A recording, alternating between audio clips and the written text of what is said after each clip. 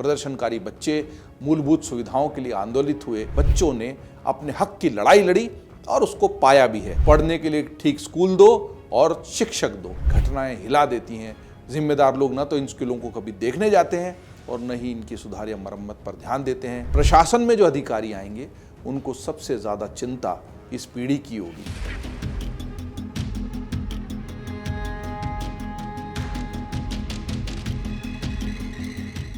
सदियों की ठंडी बुझी राख सुगबुगा उठी।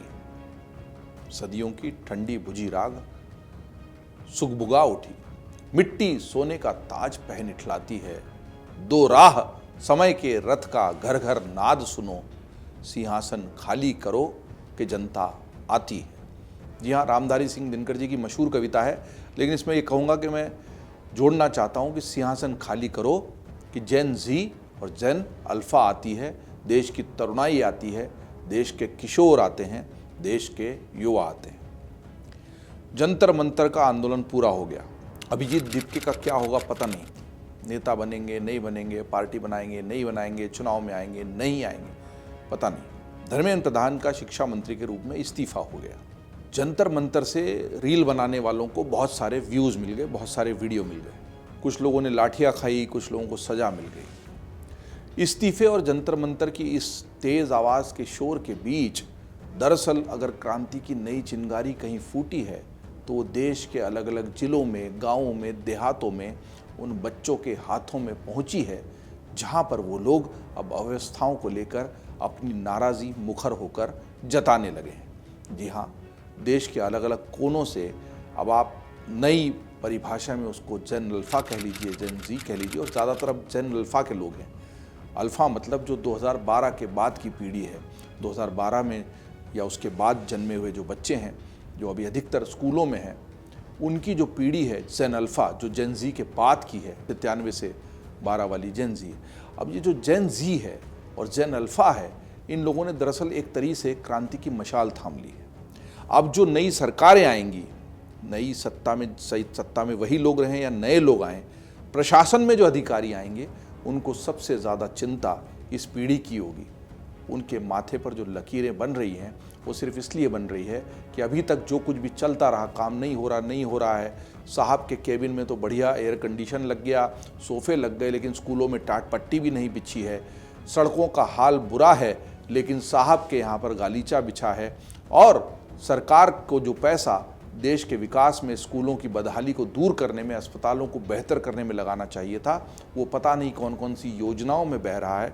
तो लंबे समय तक शायद ऐसा नहीं चले, और अगर ऐसा हो जाता है तो हिंदुस्तान का वो सुनहरा कल आएगा जिसको देखते हुए हमने 15 अगस्त 1947 को आज़ादी पाई थी। ऐसे बहुत सारे छोटे लेकिन महत्वपूर्ण उदाहरण सामने आए हैं जहाँ पर बच्चों ने अपने हक की लड़ाई लड़ी और उसको पाया भी है। कहीं नहीं भी पाया है तो उन्होंने प्रशासन की नाक में दम कर दिया।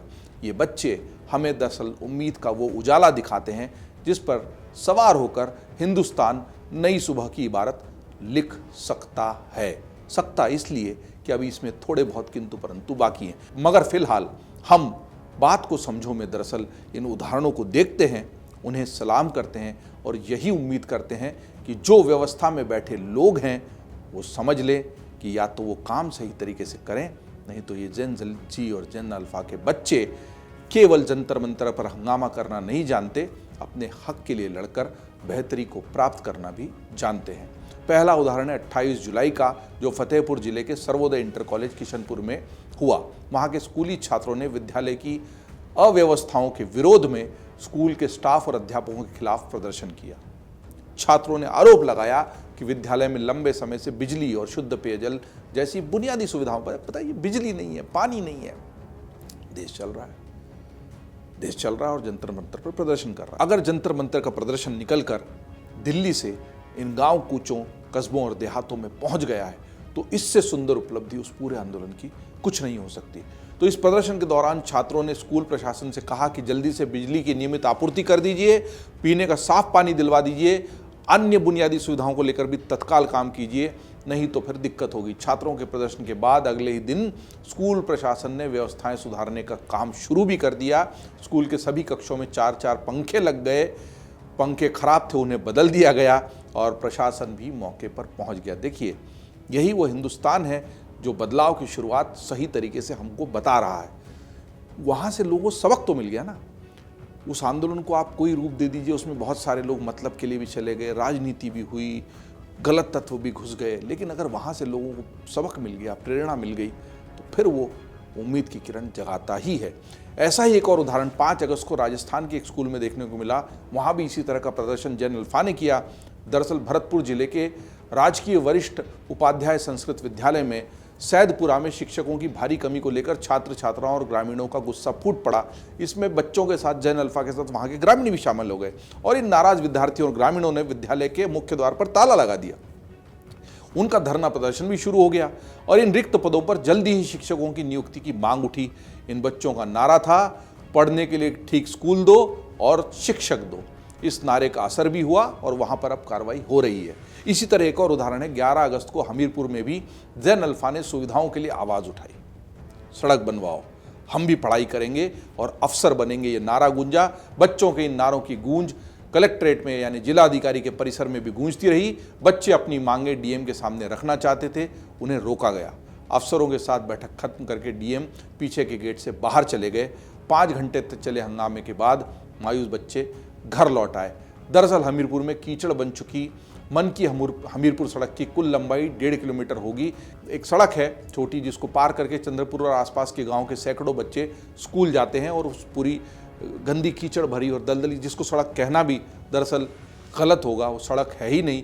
बच्चे इसको पार करते हैं और इसी सड़क को बनवाने के लिए 40 दिन में दूसरी बार उन बच्चों ने पैदल चलकर कलेक्ट्रेट पहुंचे और कलेक्ट्रेट वो जहाँ पर है स्कूल, जहाँ पर वो बच्चे रहते हैं और पढ़ते हैं, वहाँ से लगभग 4 किलोमीटर दूर है। तो पैदल सभी बच्चे वहाँ पहुँचे और उन्होंने प्रदर्शन किया।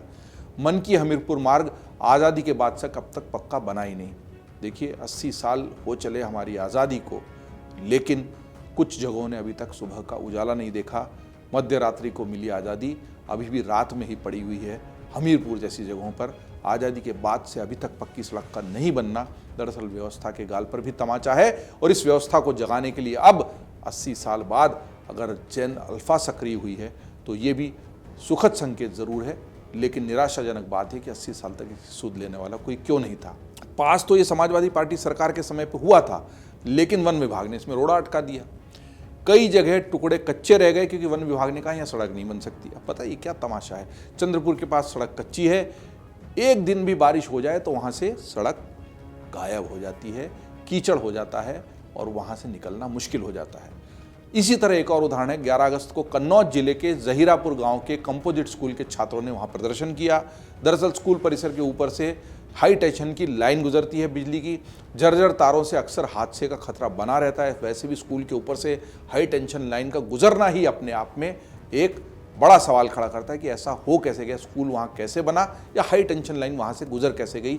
जो भी पहले हुआ उसके बाद दूसरी घटना नहीं होनी थी। या तो स्कूल बना तो हाई टेंशन लाइन के नीचे नहीं बनना था, हाई टेंशन लाइन बाद में गई तो उसको स्कूल के ऊपर से नहीं गुजरने देना था। कई बार वहाँ तार टूटकर नीचे गिरने से बड़ा हादसा होते होते बचा और इसी से नाराज होकर छात्रों ने प्रदर्शन किया, अपनी नाराजगी जाहिर की। छात्रों ने एचटी लाइन को तत्काल शिफ्ट करने की मांग भी की। कार्रवाई न होने पर आंदोलन की चेतावनी दी। इस मामले में ग्रामीणों ने भी आरोप लगाया कि वे जो वहाँ के अधिकारी हैं जिम्मेदार, उनकी उदासीनता के कारण ही छात्रों की जान जोखिम में रहती है। अब प्रशासन ने स्कूल परिसर के ऊपर से एचटी लाइन को जल्द हटाने का वादा किया है। एक और उदाहरण महाराष्ट्र के, देखिए आप, उत्तर प्रदेश, मध्य प्रदेश, छत्तीसगढ़, राजस्थान, महाराष्ट्र, सब जगह ये चिंगारी जो है ये फैल रही है और जो हुक्मरान है निश्चित ही उनकी नींद को हराम भी करने वाली है, लेकिन देश को बेहतर करने वाली है। इसी तरह महाराष्ट्र के रायगढ़ जिले में भी 3 स्कूली छात्राओं की अनोखी ग्राउंड रिपोर्टिंग सोशल मीडिया पर वायरल हो गई। खराब सड़क और गड्ढों से परेशान 15 साल की स्कूली छात्राओं ने छाते को माइक बनाया, मोबाइल से वीडियो शूट किया और अपने गांव की बदहाल सड़क की रिपोर्टिंग शुरू कर दी। वीडियो वायरल होने के बाद प्रशासन ने भी मामले का संज्ञान ले लिया और सड़क की मरम्मत कर दी गई।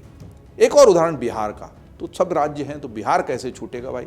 बिहार में तो वैसे ही जिस दिन निर्णय हुआ इस पूरे मामले पर, बिहार में ही आग सबसे तेजी से जंतर मंतर की फैलने लगी थी और उसको देखते हुए बाद में निर्णय लिया गया कि यह तेजी से और राज्यों में फैले, उसके पहले ही इस्तीफा करवा लिया जाए।